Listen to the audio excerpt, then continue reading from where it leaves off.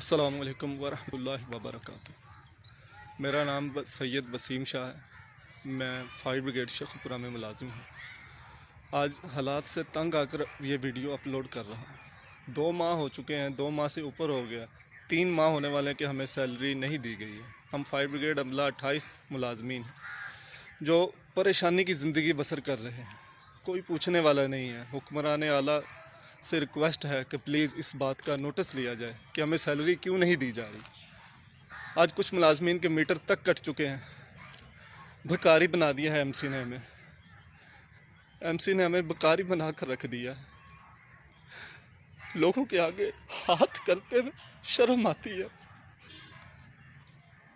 DCO साहब, इस इंशाल्लाह आखिरत में जाके आपका गिरेबान होगा और हमारा हाथ होगा। जो आपने हमारा हाल कर दिया।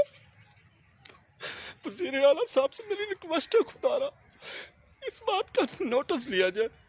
मेरे बच्चे में दूध तक बंद करवा दिया। इतनी सख्त नहीं है कि मैं आटा ले सकूं।